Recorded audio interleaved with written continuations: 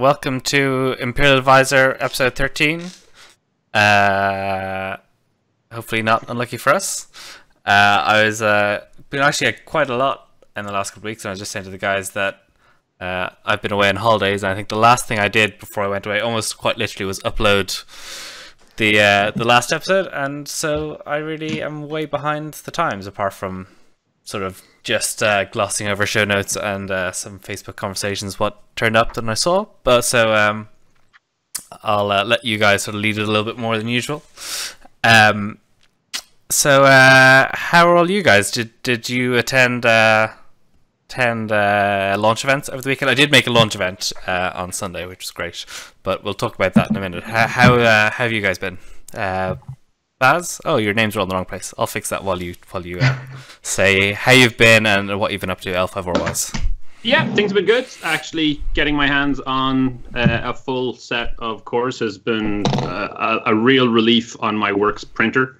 And actually getting to sit down and play some games with people has been really good, especially because the games that I've been able to play in real life have been against people who have already, at the L5R honored or have done Gen Con. And I managed to get a Yukuni, so I'm nice. Very happy. Awesome. Nicely done, Baz. Owen, how's your last few weeks been? Been very busy, but really good. Basically, I was at the same launch event as Baz on the weekend. Couldn't go to one on Sunday, but I'm going to one down in Cork this Saturday. So it's been good. I got Altern Sarnai on the at the event, but someone gave me a Casada. It was very nice. Nice. Awesome. Justin. Yeah, I didn't play in a release event, but I ran one in Limerick, which was great. Some old faces, some new faces, and everybody had a great time. It was a really nice, relaxed day, and yeah, everybody was hugely positive about the game. We had some Game of Thrones players who really seemed to enjoy themselves. Some people I had never met before in my life who equally seemed to enjoy themselves, and yeah, all in all, good time was had. Excellent. And Andy? I unfortunately was not in Berlin at the time, so I didn't get to play. I was in Sweden, so I didn't get to play in one. Oh, dear. And I still don't have my core sets. Oh no!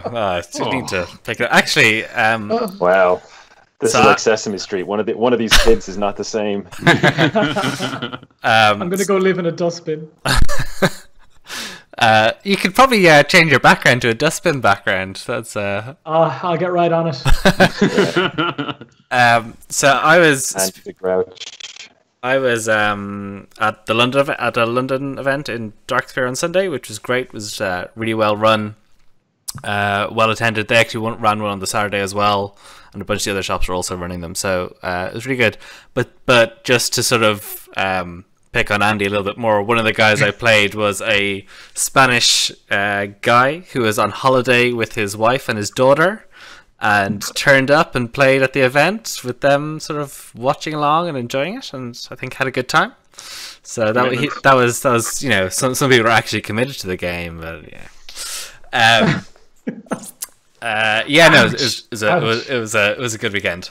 And like Baz, I've actually finally got my core sets and real cards, not proxies, which is nice. It feels just that bit different, that bit more real, and quite excited to actually see lots of new people getting into the game and seeing the scene sort of pick up for real. Any other sort of stories or noteworthy things from your events that picked up? The one thing that sort of stood out to me was, of 14 people, I think we had 6 or 7 Scorpion players, which says something about either Scorpion or London. I'm not sure which. City of Lies, perhaps. A little of both. Yeah. It was really nice playing a bunch of games where winning wasn't important. The primary thing was to have fun. At least that's what I tell myself. I lost a lot of games. Our Hadamoto Owen went all the way 4-0, even at the friendly tournament. Nice. Okay, so... Sorry. What was that, Owen? No mercy in this dojo. Sorry. They have to learn. Losing That's is the only way the best kids way to learn. right? Yep. And I know our pretty, I guess, Owen and Justin, are you sick of 30-30 games now and glad that you will not have to play them anymore? Oh God, yeah. Yeah, It's a good learn to play format. I'm done with it. Like, I'm super done. But Oh, I think we still have one release yet to go. I think the War Chest was going to do one on Friday the 13th. So one more 30-30 for me. right. basically. And like it's the thing is, it is actually good for the fundamentals because the card pool is relatively homogenous, but is flavored each with your own clan, and it is a good place to get a balance on. Here's what challenge is important at that particular point in the game in a sort of generic situation. So it's a good learning experience, and it's good for people to just try it out. But it's important to start moving on to actual kind of 3-core constructed, which is what the game is going to be for pretty much the rest of its life. Yeah. And the launch events way they've done it is really good, I think. It's like a friendly 30-30 to kind of get you into it initially, and then a friendly 40-40 to kind of bring you up to the basics. And then the knives come out and you can get some serious games in. Yeah. It's actually interesting because there has been a huge amount of confusion with some stores either not reading the documentation correctly, or kind of for whatever reason kind of going, oh, so we give out all this prize support. No, you give out a third of this kit, and then the next bit of the kit is for the November events, and the next bit of the kit is for the December events. And I think that's been kind of missed a little bit. I gathered there was no documentation in the pack itself. No. So it relied on people actually going on to the website. And in FFG's credit, all that information is there. Oh, absolutely. But they also have to remember that they need to engage stores that aren't engaged and aren't interested. So it's a tricky one. But luckily our stores have been doing it right. So we'll be going back again and again and again to try pick up those shinies. And a quick question: do you think? Good job, Andy. Andy the Grouch. Do you think the having a December event, October, November, December is the right spacing, or would you? I'm just conscious that the December event is going to be post Worlds, and it's kind of almost seems, and you're also into, certainly in this part of the world, December becomes kind of a crazy month for social activities, and it gets very hard to arrange things with people. Do you think that they should have recommended like a tighter timeline for rolling out the launch events? You want stores to run events repeatedly so that people feel like, hey, there's a community here, hey, I can be involved, hey, this game is worth my time, and that I can revisit this game periodically. So you absolutely do want the tiered launch event like that. Like, this is definitely their program to go, this is going to cover us for October, November, December, and it gives them time to ramp up and start putting up the larger play events. Because we've seen as well on the website, they've started to talk about the code eyes and what the code eyes are going to be. And those kind of launch events, you need local small events that will run once every 2 weeks, once every month. It's vital for maintaining the player base. People have to think that, yes, this game is being played, or people will move on to another game. That's just how it works. And it needs to be regular. Yeah. That's why Friday Night Magic is such a staple of Magic and has kept it alive and really thriving for a lot of years. Friday Night Magic was instrumental in keeping the player base alive and keeping things going. So, yeah. Just sort of on that topic of sort of 30-30, one of my games was he got full Sheppard, where he just started holding a tome of Courtier and 2 Sheppard guards it. And it was one of those where I was maybe gonna win the game. It was kind of tight, and you just have that sort of guilty finishing someone off. I was like, oh, sorry, I'll just take your last province and I'll take your stronghold, and what can I do? It's actually it's absolutely... It's not a great experience for him, though. No.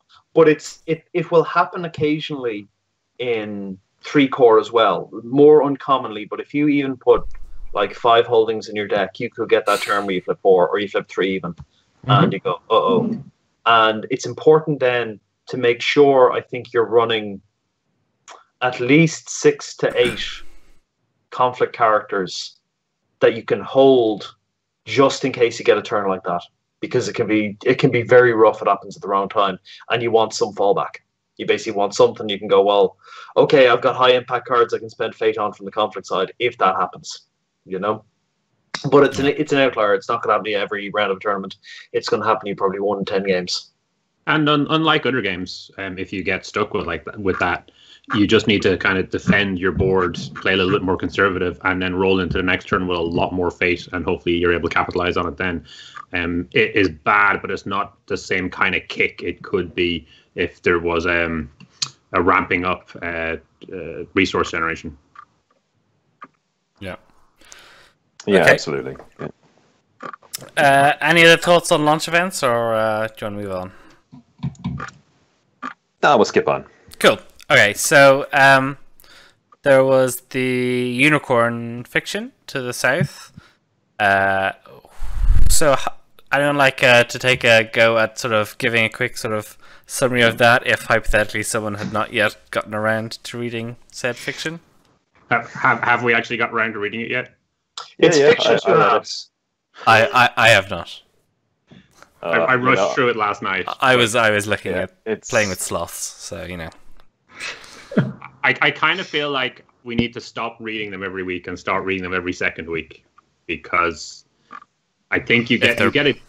Like what's there seems good, but it's realistically 3 or 4 pages, and it kind of just builds up to next week's, which will be 3 or 4 pages. And I think if I wait and read the whole thing at once, it'll probably make a little bit more sense. Yeah. Now, this one is teasing some interesting things. So for those who haven't read it, the gist of it is some of the unicorn are tracking something, heading south towards Crablands, possibly heading to the Shadowlands. This may tie into some of the stuff that we've been hearing earlier about, or speculating about with the Djinn and with the Ruby of Ayuchaman. And then, at the end of it, they encounter an unnamed crab female Bushi. Any ideas who that might be on? None, because the one named female character who's been printed so far is dead. And I don't think it's Oushi, because she's never really been depicted with a bow before. Yeah. And so, Tortaka? Tortaka technically they're still the Falcon. They're independent. So it's probably a Haruma. Though that's me stereotyping a little bit. It could be. I kind of really doubt it's the Haruma Daimyo, because she's been mentioned as being female. But we don't know. Well, it could be a character from an upcoming pack. I mean, it's a good way to start introducing us to them. To have them show up in a fiction, and then they're going to show up in the cycle later on. I mean, she could be the Crab Clan Magistrate from the thing. I don't know. Oh yeah. It's whatever. It's interesting. It's a good kind of mystery thing, because they're chasing something that's big and it's clever. So I mean, that kind of restricts it to. I mean, there's 2 obvious guesses. One is an Oni and one is an Aga. So I mean, it'll be interesting to see which one it is. Yeah. Okay. Well, I think to what Baz is saying, maybe we'll revisit this once we've had the second part. If it is do we know it's a 2-parter for sure? Or could it be? If it's not a 2-parter, that was the weirdest ending I've ever seen. It could be a multi-parter. Yeah. We're not sure, but Okay. definitely more than one. Okay. All right. Other We hope. things of note, we had the 5 Rings RPG beta. I saw a little bit of the summary of that, but I haven't sort of gone deep on it. Have any of you guys delved in? Yeah, a bit. It's really interesting. It is. Okay, it's kind of a hybrid between the roll and keep system and their narrative dice system. And they have attempted to make a situation where truly exceptional successes or truly powerful successes put a bit of put stress on your character. So if you want to really do well, you are stressing yourself in a way that could generate negative consequences for you later. But so that's very interesting. Because it's roll and keep, it's still a decision. So you might choose to take some blanks rather than some of those successes with the what's the stress? Strife. Strife, yes. So that's very interesting. The difficulty they have here is that there were 4 editions of the old L5R RPG, and generally speaking, people either say vote with nostalgia and say first was the best edition, or actually look at mechanically which one was the most consistent and balanced, in which case say fourth is the best edition, also the best editing. So fourth was an excellent RPG. So that RPG still exists for people. So they're trying to do something a little bit different with this one. We'll see how it works out. The FFG RPGs I played a lot of them. They have always been like many RPGs, there are excellent aspects to them and there are slightly more dubious aspects to them. But it's certainly a very interesting interpretation. I want to get it to the table. I want to try out a couple of things there. There's some stuff about the way they would structure sessions, which is interesting. So I want to actually take it out for a ride, test ride, come back and give you my impressions after that. Makes sense. And yeah, I had a read through it myself. I didn't get too much into the mechanics of it, although I did have a quick look through. But the story aspects and just the kind of the introduction that they've done is really, really good. So it's Katrina Ostrander and Max Brook who are doing it primarily, and yeah, it looks like they're really, really treating the setting with a lot of respect. They've really thought a lot of things through, and they're adding kind of bits and pieces that really should be added to make a lot of sense. So I'm really looking forward to actually getting to play it and seeing what the final copy looks like. And the fact that they're doing an open beta, I think, is fantastic. They didn't necessarily have to. I don't believe it's common enough for. I know on previous occasions with Star Wars they've sold betas, which has been really weird. But an open beta, I think, is strange for FFG. They've like the Star Wars beta. Anyone could get it and take a look, and then put in here's some feedback kind of thing. It's like open betas are much more common in RPGs than they are in other games because it's a great way to crowdsource a bunch of eyes in your product. You know, tighten up the any issues with the editing, typing up the kind of just little errors that have cropped in, and occasionally it's good at spotting something abusive. So it's generally good to do it. But it's clearly a labour of love. I will say that. That's true. And there was a bit of discussion amongst some other friends we were having about the custom dice system, and some people have sort of deep philosophical objections to that. Do you guys have any opinions? Personally, gaming companies have to make money some way. I don't know. The RPGs that I've played that have had custom dice, it's just been a little bit easier and it's been quite fun. I just don't have a hugely strong opinion of whether or not you should always have like standard dice for things. If it doesn't work, it doesn't work. Or if it could work better, why not do it your own way? Yeah, I must admit, I felt the same. The one thing I found slightly objectionable was the charging £5 for the die rolling app. Yeah, which is like that's controversial. I guess they're trying to protect sales of the dice, but you know, there's a random value number generator with exactly. a face on it. You know. there is a copy up on Tabletop Simulator already. I don't think that was a great move on their part from a PR perspective. But just looking at the dice overall, I have to admit I'm not particularly a fan of specialty dice like that generally.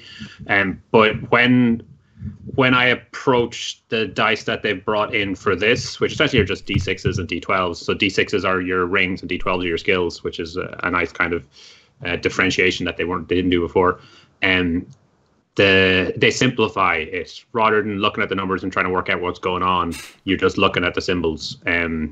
I know for a couple of people they found the symbols a little bit strange. I think it's an Enso symbol, like that circle which is very Japanese, is your kind of standard success. But I think a lot of people were looking at it and just seeing a circle and not kind of getting it. But I think ultimately it will be quicker and faster, and I personally think it's an improvement. I will pick up those dice. I will have no problem spending a little bit more money for dice, especially because generally the FFG books are very expensive anyway. So I'll be spending a decent amount of money just getting the book. So the extra little bit, it's like getting a red color on your Ferrari. It's not going to make too much of a difference to me. Yeah, in for a penny, or indeed many pennies in for a few more. And the plus side is the quality is always really good for anything they produce. So I know I have my copy of the 4th edition, and it is a beautiful product. But I have high hopes for the quality of the product FFG are going to put out. Cool. Okay, and then I guess something kind of particularly in our wheelhouse is there's a lot of stuff on organised play and how they're going to structure that, and that was a mix of an article, there's a Twitter post from FFGOP sort of clarifying round times as well. But there'll be 60-minute round times initially, and they're going to sort of evaluate that going forward.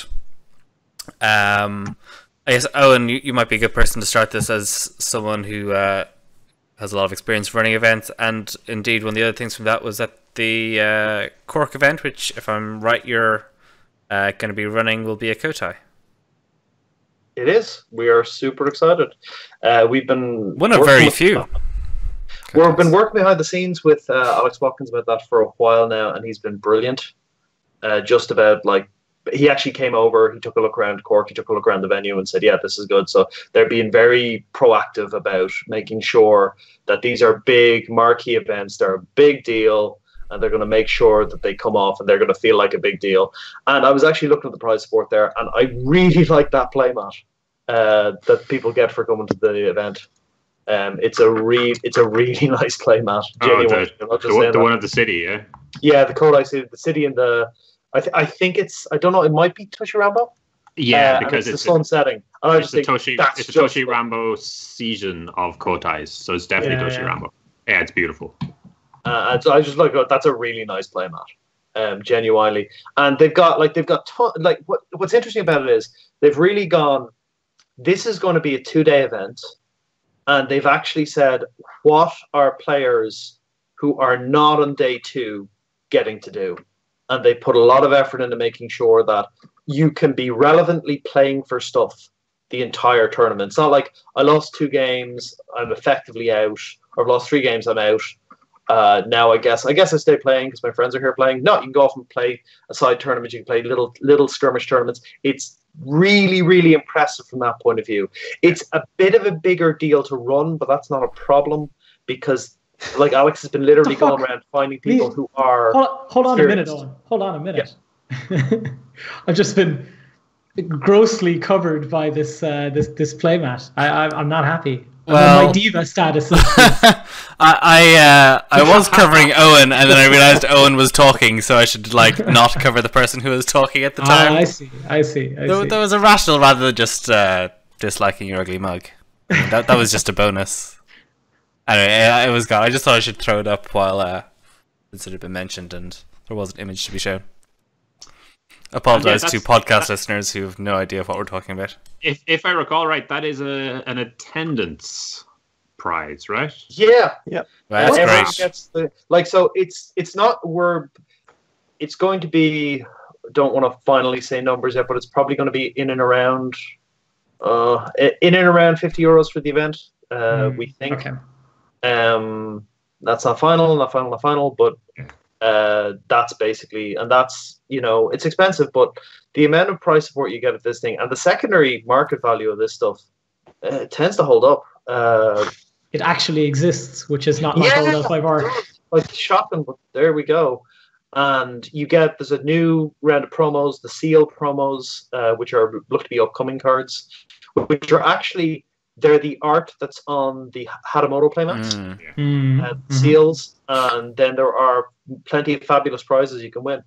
It's really interesting because they do a halfway cut through the tournament. They do a mini cut where they basically go, okay, anyone who hasn't got 8 or more tournament points is out. and everyone else plays 3 more rounds. Yeah, Oh, that's cool. That's cool. Which is really fantastic because you get in, you play a few games, you're out, and then you move on to the next tournament, in which only the people that are out play, and then the way they're doing it is fantastic. It is really covering all the bases for every kind of player. I think before Kotais really were something that the local players who were just playing went to, and then people would come if they were serious about it. But I think this is the sort of thing that everyone could attend and have a fantastic time and get a lot of stuff out, because the amount of prize support that FFG are putting into this is ludicrous. Yeah. So just looking at the format, they're doing this multiple cuts thing, right? So they're doing 6 rounds, then a cut, and then another 2 rounds and a cut. No, it's 4 rounds. After 4 rounds, anyone who doesn't have 8 or more tournament points, which I think is a win and a modified win, is cut out of the tournament. And at that point, those players can play skirmish side tournaments, which have card prizes and include a Cloud the Mind, which is the alternate art card, and also the Way of the Clan. Their copy the Way of the Clan, which is otherwise was just a Gen Con and Elf of War Honored. So they are going to be, given that the ways of are all pretty good, they're going to be fairly highly sought after. And then that's and then basically there's the Magistrate stage, which is played for the rest of the day, another 3 rounds, and anyone who gets 26 or more tournament points plus the top of clan finishers go to day 2. Okay. On day 2, it is the top of clans as well, because I saw that for the World Championships. That's really interesting. Yeah, so they essentially you make your cut, and then you get all the top of clans below that cut. So you're definitely getting 7 people below. So if the top tier is like 4 Scorpion, all Scorpion, then the next top Scorpion will get in as well. And then the top of clans play the bottom 7 in an elimination, and then you go from there. It's clever. That is super interesting, because that leads to a ton of like really, really good scenarios, like balanced cut scenarios, where you have maybe you do have a dominant Scorpion presence in a tournament, but maybe the worst deck in the format is the counter or the Silver Bullet for Scorpion. And it actually brings like really interesting matchups into play that you never would have gotten if it was just a sheer power tournament. Yeah, it's really cool. Really good move. You'll also get anyone who is top of clan at the end of day 1 gets the Hadamoto title, and then there are opportunities for the top 2 to get the Hadamoto title as well if they haven't gotten it already. So it looks like there's going to be about 20 of these events. So you're looking at probably between maybe 70 to 150 people will become Hadamoto this year. This year and next year, I think. But that it's going to be less than that, because people who are already Hadamoto will continue to do well. Yeah. So it should be very interesting. Cool. And it looks like sort of Europe getting quite a lot of love based on Madrid getting Kotai, Cork, and obviously then the Grand Kotai going to be at UK Games Expo in Birmingham. So I've got a question for someone who didn't read through all of the notes for this show. What is the difference between a Kotai and a Grand Kotai? So Kotais are a big deal. Grand Kotais are a really big deal. There's going to be, I think they mentioned there's going to be about 5 Grand Kotai events. Mm-hmm. So far, there's 2 announced in the States, one at PAX Unplugged and one at Gen Con. And then the UK Games Expo is going to be the first Grand Kotai in Europe. So more people will get promoted out of Grand Kotais. Okay. There are, if you win a Grand Kotai, I think you get flights paid for as well to Worlds. Whereas in Kotai, you get a free ticket into Worlds. Yeah, so the winner of Grand Kotai gets travel and hotel accommodation. I think there's a few more of the glossy plastic stronghold cards on at the Grand Kotais, and all the loot looks slightly different. So they've got a different playmat, they've got like a different award. it's just essentially it's just a Kodai, just slightly upgraded. It's probably going to be bigger, fancier affair, but largely very, very similar. But if you've attended a bunch of Kodais, there's still more stuff to get into Grand Kodais, which is really cool. Are there playmat as well? So it's kind of worth your while getting to a Kodai and a Grand Kodai. Yeah, is 2 different playmats if you're a playmat person. Is there going to be like I know that they're doing like strange titles or cool titles for the winners of the winner of the World Championships? Do you think there's going to be interesting titles for the winners of the Grand Kodais? I don't think, not immediately. I think they're going to work on the Hadamotos at the moment, and then I would say, isn't Hadamoto enough for you, Andy?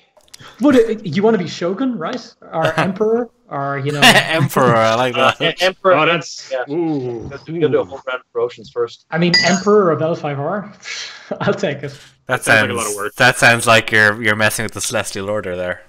I could be the sun or the moon. I'll be the moon. Those are up for grabs historically, Yeah. And then there was also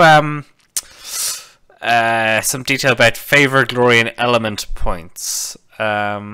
Justin, did you have any sort of thoughts on the sort of how these may affect, tournament play and what's going to happen? Well, I'm not sure they're going to affect tournament play per se. I mean, certainly as a tournament player, I'll be gearing my decks toward winning the tournament, not necessarily toward, garnering, toward garnering points. Points being prizes. No, but again, like it's just it has the smack of AEG's old kind of Kote season. God, I've even forgotten what there was out there. There was a special name. It's gone now.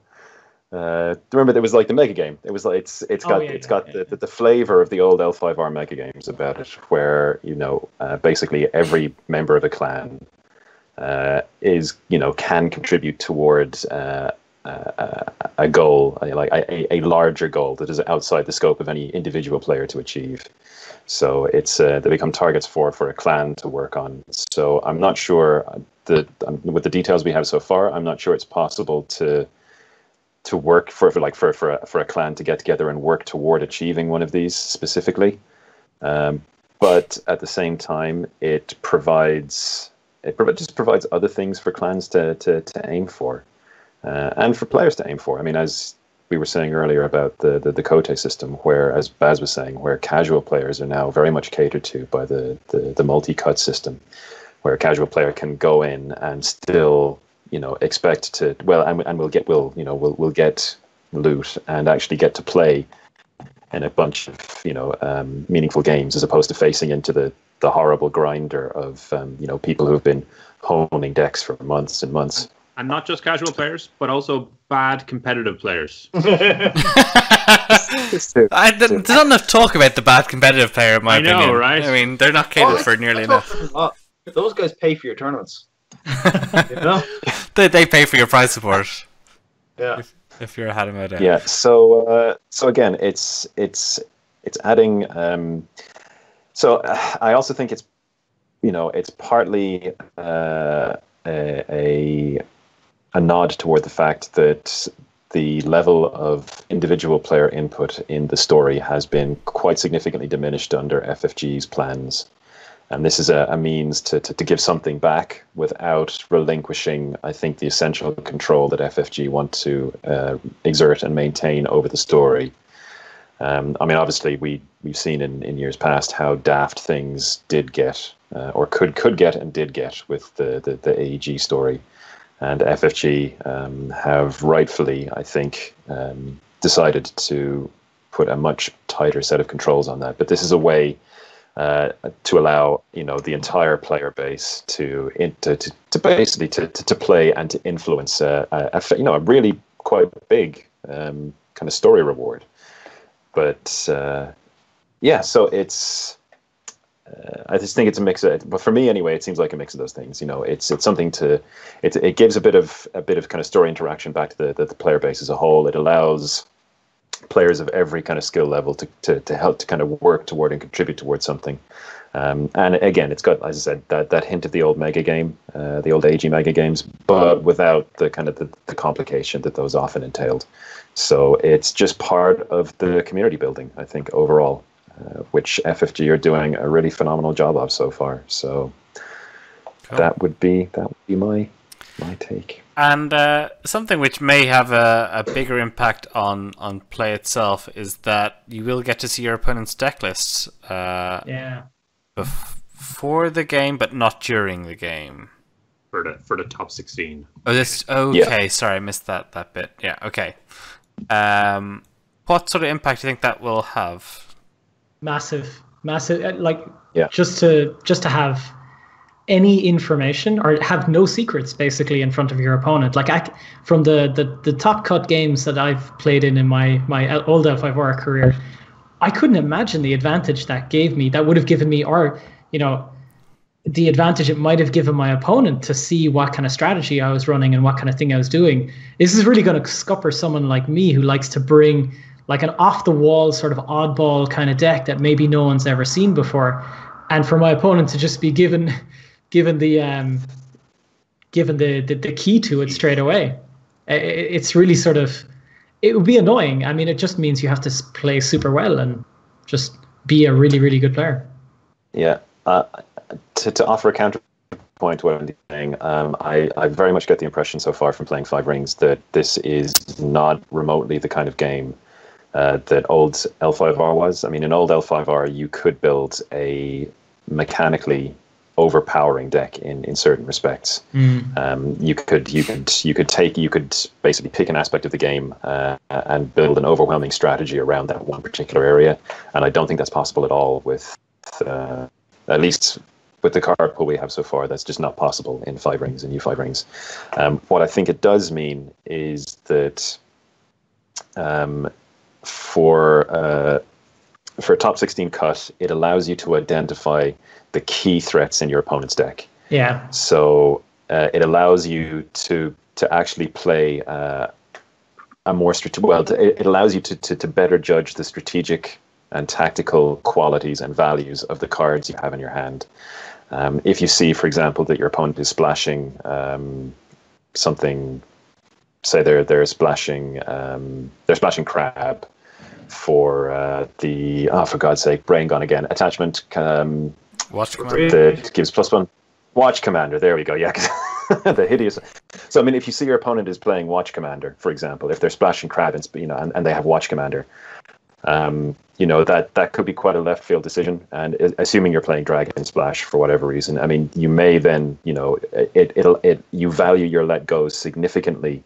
Yeah. In a significantly different way based on that information, and I think that's probably the avenue that it's opening up, and what they're hoping to achieve is that it will reward players who are more experienced and who are able to identify the key threats that an opponent's deck will present. Andy, go. And the ones who can calculate probabilities. I mean, if you know that your opponent's running a one-of a meta card, you can basically say to yourself, okay, I'm pretty much in the clear. We've seen X number of cards in your deck. You've got X in hand. I mean, you cringe, but it's a calculation that gives you information. It's like poker. Absolutely. I mean, it's one of those things. I mean, and the thing is, it opens up significant scope for bluffing and counter bluffing as well, because the way you'll be judging that information is by how your opponent is playing the game. And there will be times when your opponent, if they have a one-of meta card, significant meta card, an opportunity comes up for them to play it.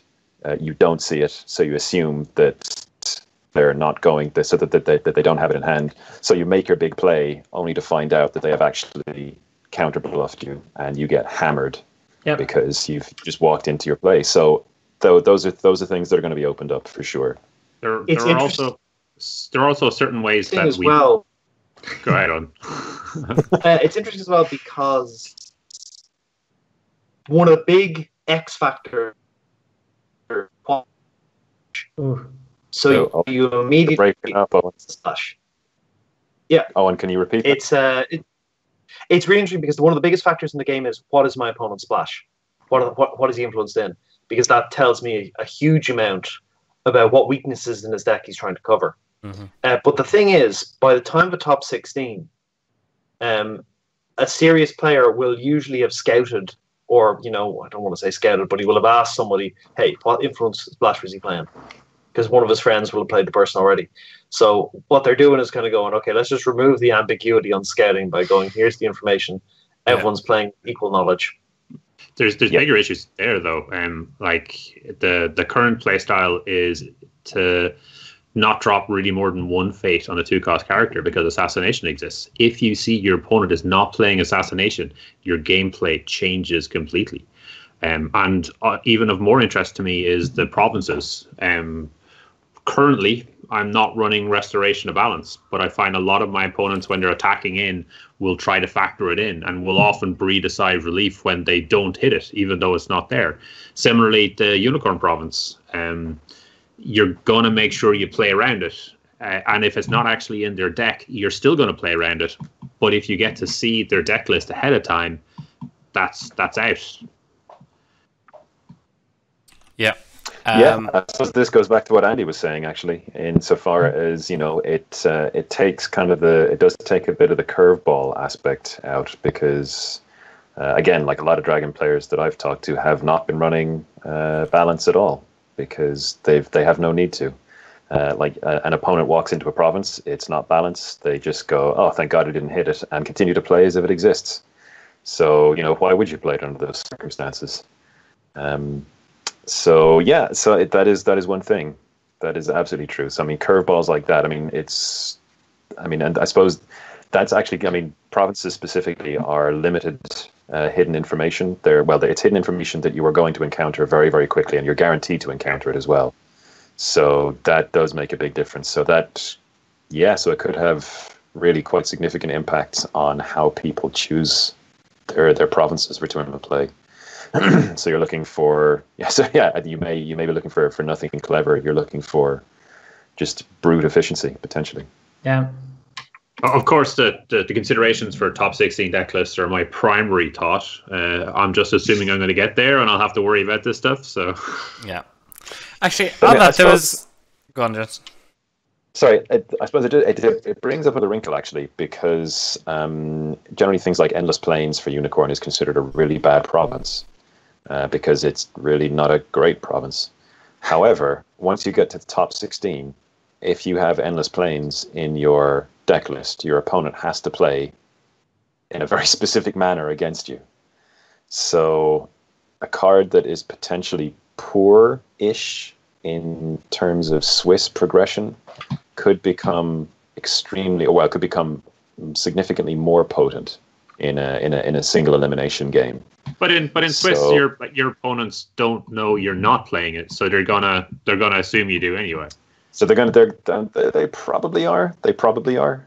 Unless they forget about it, like I often do. Yeah, but I suppose. But the thing is that it does. I don't think it's not going to give you an advantage in the top 16. Yeah, I don't know. But the thing is, in the context of a situation where you have information, where you have basically total information on what your opponent's deck contains. Yeah.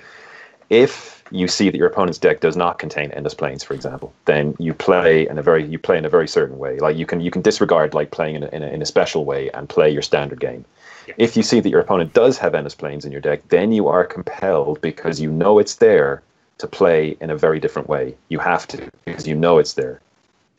If you look at your opponent and he's not playing Assassination and you're playing Dragon, you're like, well, my Neaten Adepts are staying around forever, so let's put 5 fate in them.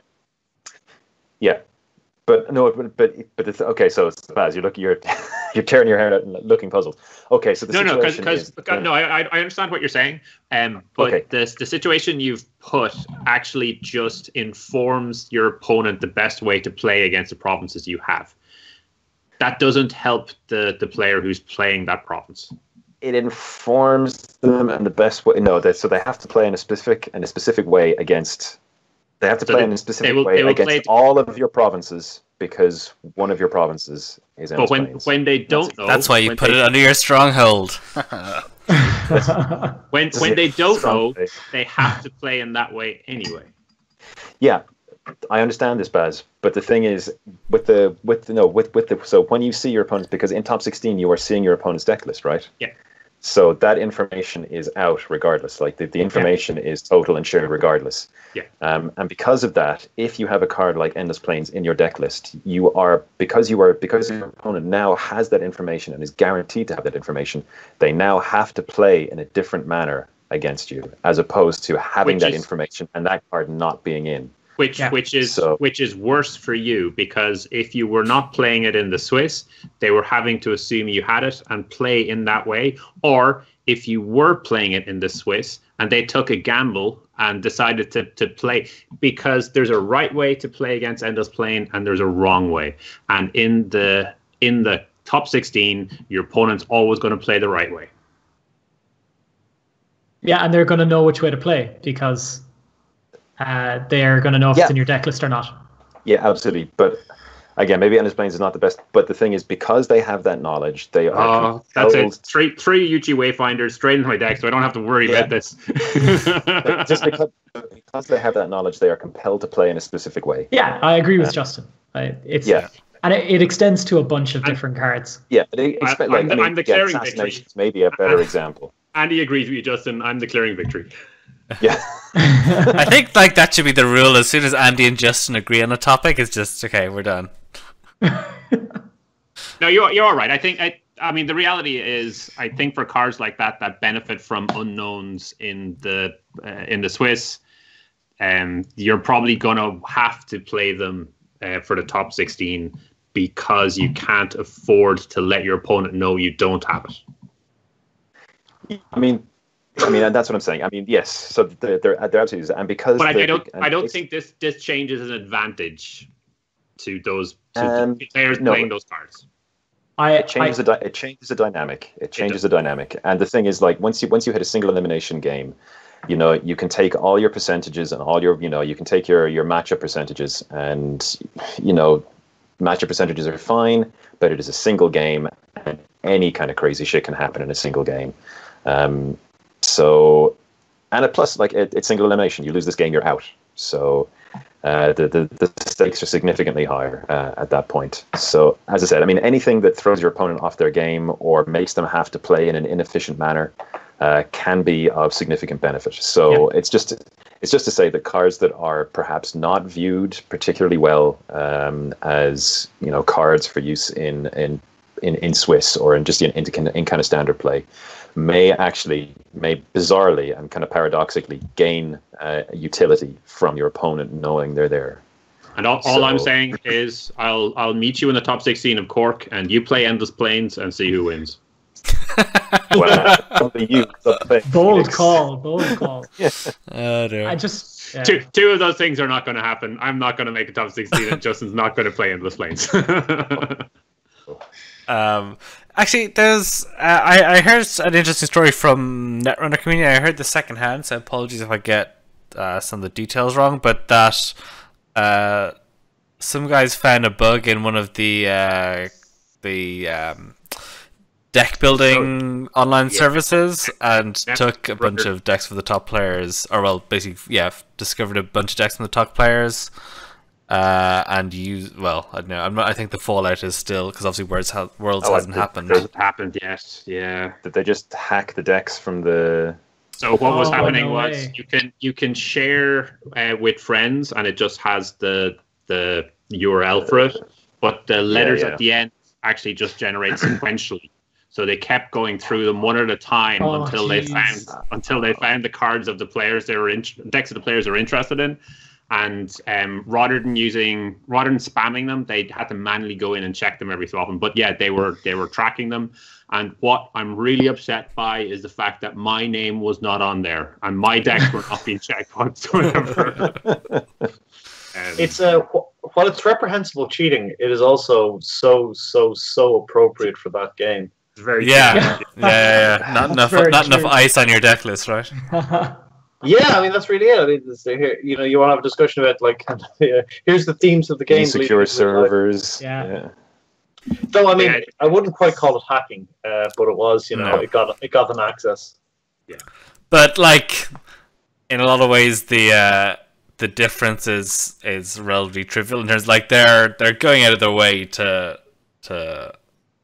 find these decks. I mean, they're not breaking the law in the same way that if they'd hacked in, they would have actually broken laws potentially.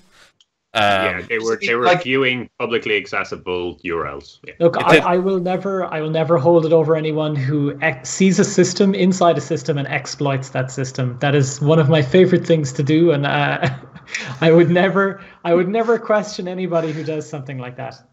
Wow, the German, the German cyber crime squad is now beating a path. And do you think anything should be done to players who do that? There's sort of a unsportsmanlike conduct aspect to it, right? Yeah, how can you do anything about that? It's a website. It's an open forum for sharing decks, and they got into a webpage that is openly available. There's no recourse. If someone left their deck on a table and I picked it up and looked at it, that's effectively what we're going. It's a faux pas. Yeah. It's certainly, poor form. But I mean, what are you going to do?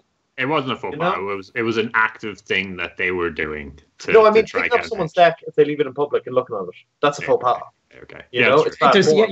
You're breaking no rules of organized play or any laws of any land. I don't think, like touching of someone else's cards when they're not looking.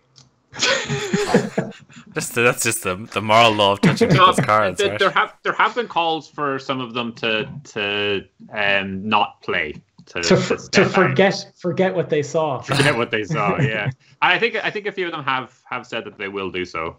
Because the whole thing it was discovered. One of the players who was doing this felt bad about it and actually came out about it, which was interesting. Yeah, it was interesting.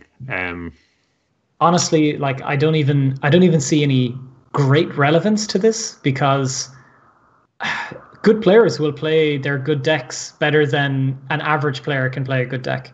So I think last year's Netrunner winning deck, I think it was for the Worlds, I'm not entirely sure, was this one that came out of the blue that no one expected, as far as I'm aware, that basically generated like 50 actions in a certain turn. So it just built up its board and then all of a sudden had almost an eternity of game to break into the server and take everything.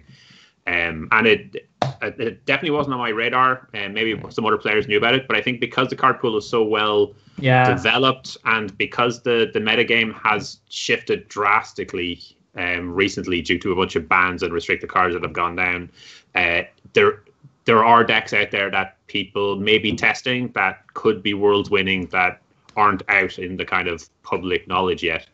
But yeah, thank God L5R is not having that issue right now. Well, it's full of honorable samurai who, don't cheat, quite clearly. Yes, Never. They do occasionally stab each other, so we need to keep an eye out for that. Yeah. Okay, so maybe we'll all take a little deep calming breath, and then we'll talk about chanting. Oh, okay. Yeah, here we go. So we're about 50 minutes into the podcast. We have said we're going to try and stay basically to an hour. So I mean, we have discussed whether it merits discussion in terms of the murderous rage building behind Owen's eyes right now as we speak. The berserker trance is coming over him. Pretty the much. Red mist. Pretty much. Okay, well, so I hate bullies, right? I hate bullies. And I'm very sensitive to bullies. And I was bullied as a kid. I recognize when a bully rolls in because one of the key things that a bully will do is they will say, you see that thing? Do you really care about that thing? I'm going to take it off you. Not because, I want it. I don't care about it. It means nothing to me. But I want you not to have it. That's critical to how a bully thinks because it's about inflicting, it's about asserting their power over you and saying that, if you want something, I'm going to take it away just so you can't have it. That's critical to how a bully works.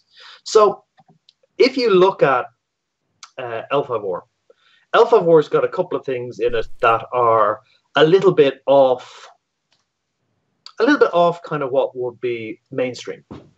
There's some behavior we do which is a little bit odd. Like chanting at the start of a tournament is a little bit weird. And as a result, I've seen a lot of people in the past mention that they think, oh, it's cringy, it's, kind of dodgy, it's, oh, that's really dumb, that's really lame, people shouldn't do that. And, no one goes to football games and go, man, people chanting, come on, you boys in green, is really lame, it's really cringe. Or people dancing in public, that's so cringe. Or, people hugging each other in public, oh, that's terrible, We've got a situation where someone saw something, a behavior they didn't like, decided, I'm going to get rid of this, and utilized a bunch, went around, because if you look at where the argument started on where it started, it was initially that it was the chant was racist. And it doesn't fit really any definition of racist. Then it was that it was cultural appropriation for Japan. And that's really not what it was. Because Japanese people are pretty much, they're really cool with their culture being exploited. They think their culture is awesome. They think everyone should be more like them. Right? Then it was that it was, kind of exploitive. And then we got on to something that's vaguely appropriate, which was, it was the Banzai's war chant, which it isn't. And that it was insulting to veterans of the World War II because people shouted Banzai at them while then presumably attempted to kill them. So we get these people searching for an argument to use against it because they don't like it. And eventually they find one that kind of fits, and they push that narrative hard. It's co-opting the tools of social justice and looking for attempting to more equality and more respect for everybody and using to get rid of something you don't like. I don't like this thing. Let's label it racist. Let's label it cultural exploitative. Let's rate it cultural appropriation. Let's rate it whatever we need to do it until we get rid of it. Let's label it offensive. Offensive is great. No one can prove offensive. It's fantastic. Offensive happens in other people's heads. Perfect. It's offensive. And get rid of it that way. And I'm not a fan of bullies. And that's what drives me nuts about it. If FFG had come in at the start and said, we're not going to do chanting anymore, I would have been like, that's a real shame. But okay, you've decided to do that, that's fine. If they come in at the start and said, we're changing the chant because we feel it's inappropriate, I would feel kind of annoyed about it, but I'd say, okay, fine, I can accept this. This isn't that change. This was originally enthusiastically embraced by FFG. Most people were happy. Some people weren't, but most people were happy. Then this happens, and all of a sudden it changes. And that's what annoys me about it. It's not that a considered decision was made. This is someone is caught basically kicking up a fuss about this. Let's just get rid of it and avoid the argument. So that's what annoys me about it. Okay. I don't know. I think like when I look back at my very first big L5R tournament, when I think I was 16 years old, it was Gen Con UK. This is 14 years ago. And I went to that tournament. I didn't even know like Utz Banzai was a thing. I didn't know chanting was a thing for L5R tournaments. I went there and there's this room filled with 200 and something or 150 grown men, and I'm like this little kid there, and they stand up before the tournament and I'm wondering what the hell's going on, and I hear the chant and I'm like, holy fucking shit, this is kind of cool. This is awesome. These guys, and like everyone, this is a big hall, everything's gone quiet in the hall because these guys were shouting about their game and they were showing their love for their game, and they're showing like a huge amount of energy and enthusiasm for it. And I thought, hell, this is pretty fucking cool. I really like this. I really want to be a part of this. And therefore, from then on, I would have chanted in every single tournament. Because that made you part of what L5R was. And to take that and sort of put a sour taste on it because of all of these things, it really kind of gets to me a little bit personally, in that it takes away from what I always remember the magic of L5R tournaments being.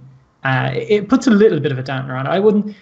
I don't have the same strong feelings as Eoin in terms of the bullying, and I definitely haven't researched the origins of this enough to know where it's coming from or why. But it just feels like things changing which didn't necessarily need to be changed, and not specifically for not a good reason. And I'm not a big fan, to be honest. Justin, Baz, anything you guys want to add? If you don't, that's totally cool. I know it's very polarizing. No. It is polarizing. It is polarizing. But I was just going to say, like Baz and I looking across the internet at each other, waiting for the first one to blink.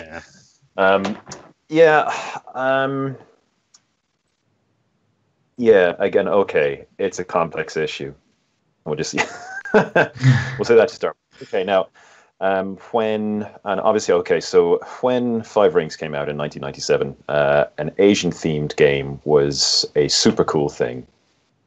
And 20 years have passed. An awful lot of our understandings of culture and post-colonial theory and an awful lot of things like that have changed how we view games like Legend of the Five Rings, which by modern standards has a number of issues. You talk about cultural appropriation, which is in itself a really contentious subject. I do believe it does exist where something is taken without due respect for the significance it holds for people. You can take a look, Native American war bonnets and things like this, where those are sacred items. They're earned by warriors through acts of bravery, and so where you're taking and trivializing things that are of deep cultural significance to certain people. I'm not particularly cool with that. No matter what, you should be paying respect to just the origins of where something is coming from. And Five Rings definitely has some issues in that regard, which were totally cool in 1997, a little less cool by modern standards. But on the flip side, Five Rings has never been. It's all but well. It's certainly, knowing the people who originally came up with the game and who have played the game, it's always come from a position of, huge enthusiasm and love for the culture. It may not achieve what it's striving for a lot of the time in terms of respect, but at the same time, a culture encompasses a mind-boggling, a person can live their entire lives inside a culture and not understand or not, and their consciousness won't encompass the entire of that culture. So it's so I don't know, meeting a culture with complete and total respect is an admirable goal, but it's impractical at best. But having said that, the enthusiasm, where Five Rings came from, was a place of enthusiasm and genuine joy and genuine celebration. And from that point of view, one of the things I think the thing that irks me about this the most is that the people who are pushing the agenda of that's maybe a harsh term. Okay, the people who are talking about this being offensive or somehow or just deeply distasteful. So it doesn't allow for anything to ever get better. It doesn't allow for anything to be it doesn't allow for, so basically once something is tainted, it remains tainted forever and it can never be redeemed. And the Banzai chant goes back to goes back a long way before World War II, which is where the tainting happened. And again, this has been covered. It was originally a chant for it was 10,000 years. It was 10,000 years of health and life to the emperor. So it was and in modern use in Japan, it's really it's more or less the equivalent of huzzah or hooray. It's just used as a general celebratory chant. But so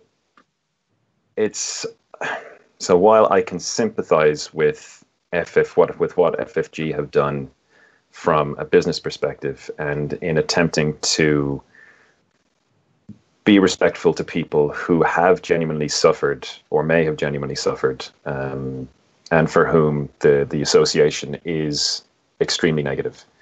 The sadness of the whole situation is that sadness, but that basically by conceding that ground, that sadness and that awfulness can never be redeemed and can never gain a positive connotation or be changed.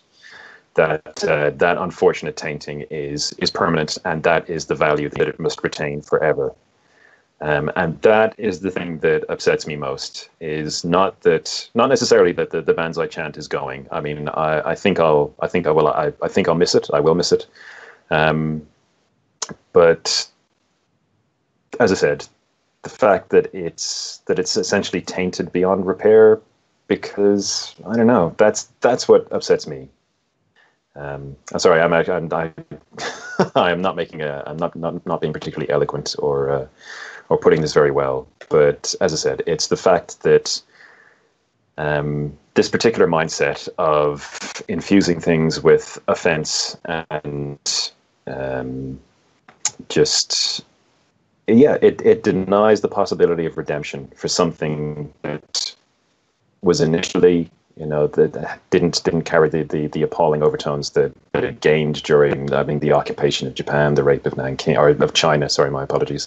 The rape of Nanking, the atrocities carried out in Korea during the age of Japanese imperialism. These things shouldn't be forgotten, but they shouldn't be celebrated in the way that they are being celebrated perversely by according offense to anything associated by them. It just seems odd that these things can never be redeemed from, how awful they were. That has to be what these things stand for now. And that's what makes me sad. So anyway, I'll leave it there. That's my rambling kind of outlook on it. I mean, I can certainly understand why FFG are doing it, and I absolutely have. I really have empathy for people who would have suffered these, who went through those atrocities and suffered those atrocities. But as I said, I just feel sad that something can't be redeemed. That it always has to be associated with these awful things. But that's just my point of view. And anyway, Baz, your go. Hot potato, here you go. Well, on the flip side, and I can absolutely 100% see the perspective of the people who are complaining. They're coming from, I think they're coming from a good place, that they're looking at this from the outside and they're seeing something that they feel is insensitive. And I think Eoin is right when he says that maybe they got a kind of a feeling that there was something off and kind of worked their way through it. And as Justin was kind of concluding, really it's the end conclusion that they came to was that it was insensitive to those peoples who suffered at the hands of Japanese imperialism. Unfortunately, anyone who is affected by that, or would impact, they're not going to be playing L5R. L5R is all about, samurai and this kind of epic period of Japanese history that is very much tied into all of that. Like the samurai yelling bonsai, I mean, they're linked. Everything comes together. So I absolutely understand the people who are kind of looking at it from the outside and they're identifying one part that they feel is problematic. And carry from that, I think FFG have done a fantastic job with their previous games, where, especially with Netrunner, where they've gone out of their way to have as much inclusivity as they possibly can. You look at a character in that and you will find someone that fits who you are. And the FFG people in one of the very early live streams that they had actually mentioned that. They were talking about how, they'd made the gender split a little bit better, that they'd had young people and old people, that they'd worked as best they could within the confines of the Oriental culture, the East Asian culture that they had, to make sure that there was enough representation. And that kind of attitude, and the attitude that the people have had that were complaining, and from what I can tell, they did petition FFG to say this was a problem. But they didn't factor in the kind of full range of things, because I honestly do not believe that anyone who would be offended by a bonsai chant would ever play a game about samurai. It's just not something that they would link together. Now, I was delighted to be at Alpha 4 Honored, which I think was probably the last bonsai officially that was there.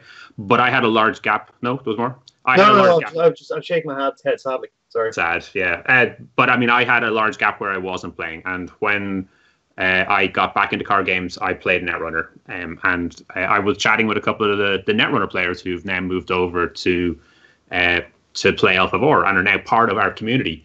And the whole bonsai thing had come up, and they don't really understand it. They don't really get it. As far as they're aware, there was some problem, but FFG have stepped in, and now we're moving forward.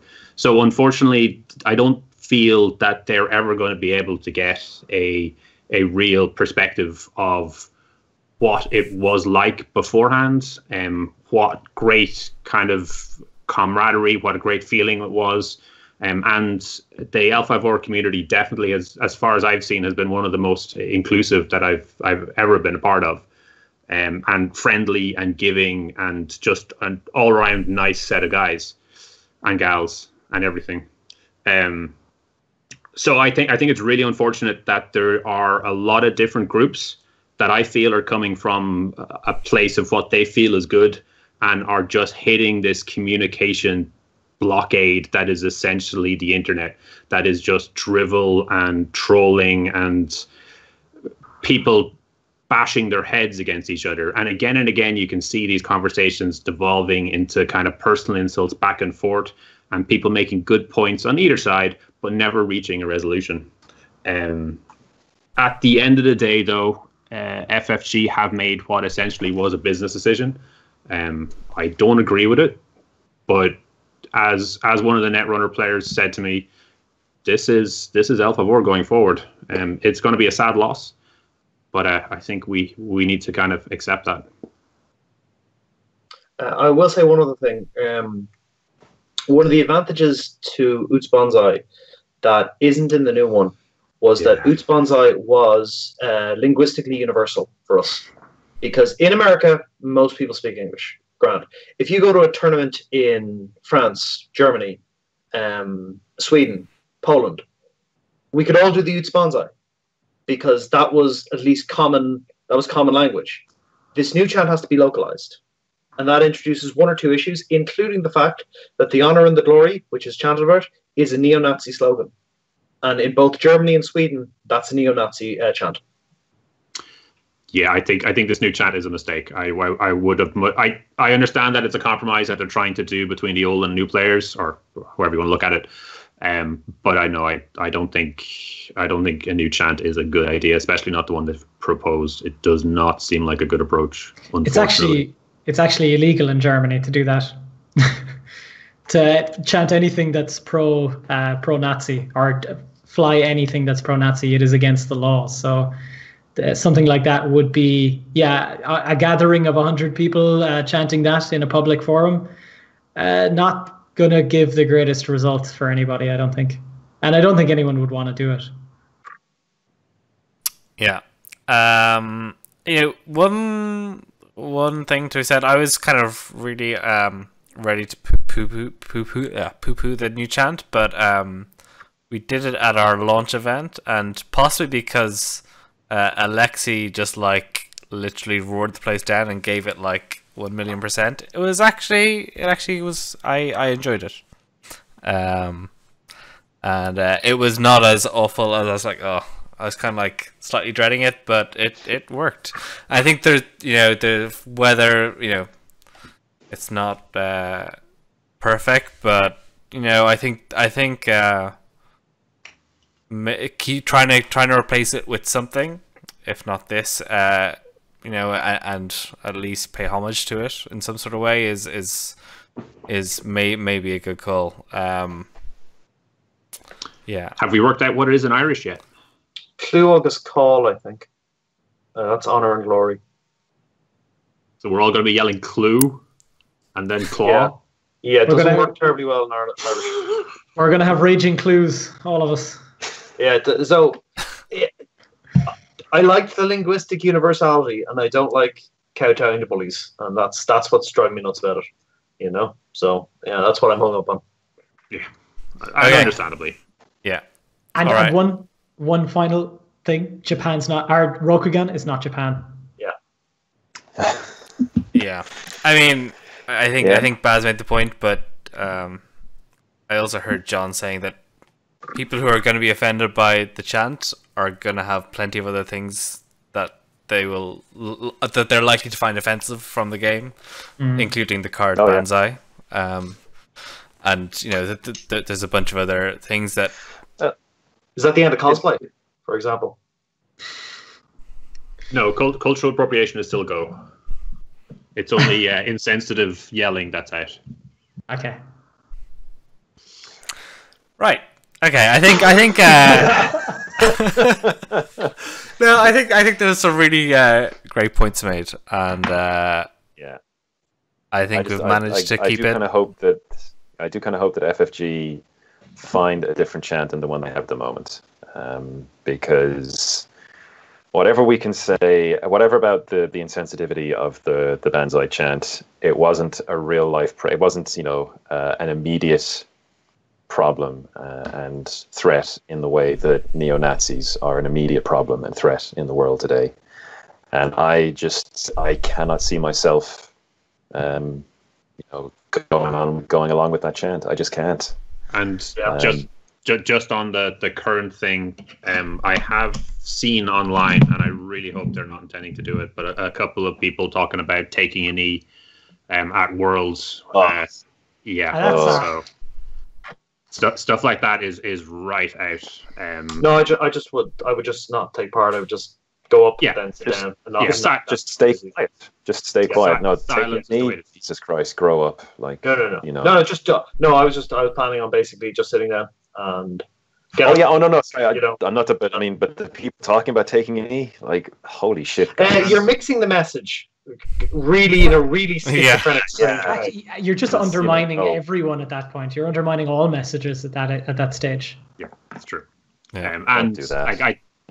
I think silence is the best approach. Again, like, there were suggestions that people will be yelling Banzai back.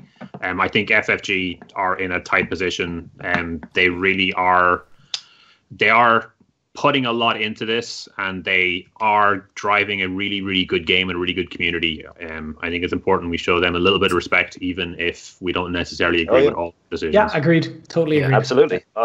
Completely. But I do hope that rethink the chant. Yeah, maybe there's a Japanese version of it that would work. Yeah, or maybe there's a non-Japanese chant of celebration or something that isn't a Banzai that would work. Let's look up what a cheer is in Japan. Banzai. Sorry? Okay, let's go again. Yeah. Absolutely. Unfortunately, of course, the Banzai chant is what is chanted in these situations in Japan. Someone was in chat have been talking about Uts Kempai, which I believe is a drinking chant. Sorts. Oh, totally. We're in there. I'm sold. I'm done. Well, hold on. Oots. No one has addressed the Oots issue. Well, I have no idea what Oots actually. It's a nonsense word. There were some suggestions that it was the shortened version of a longer sentence. For the life of me, I can't remember what. But yeah, everyone just points out that it's some form of chips in the States, I guess. Oh, right. Crisps. Yeah, I've heard that. I saw that. Cool. All right. So we will be back in 2 weeks' time. I think we've actually done a pretty good job keeping close to an hour, given we probably could go long, but that would be a dangerous choice at this point in time, given the topics. But yeah, okay. I think it's a good place to wrap it up. All right. So night all. Yeah, absolutely. Thanks for watching, everybody. A pastry in. Oh God! Sorry, oh my God! Yeah. Whoa! Careful, guys. Don't worry. I was going to remind anyway. I previously mentioned that Barack Obama had eaten a beaver tail, but apparently beaver tail is actually a specific pastry. That is, it's nothing to do with beaver tails. It just looks like a beaver tail. Oh. So when he was eating it, he was eating a pastry that was called a beaver tail. Not an actually pastry. It actually sounds nice. It's fried dough, hand stretched to resemble a beaver's tail. Fried dough's always good. Everyone loves carbs. Good. Fried dough is delicious. Yeah. Hopefully we haven't offended Beaver fans with Beaver appropriation, as a shameful display has pointed out. All right, and on that one, we'll say goodbye. Bye now. Okay. Bye. Take care, everybody. Thanks for watching. See you, everyone. Thanks for watching. All the best. Bye.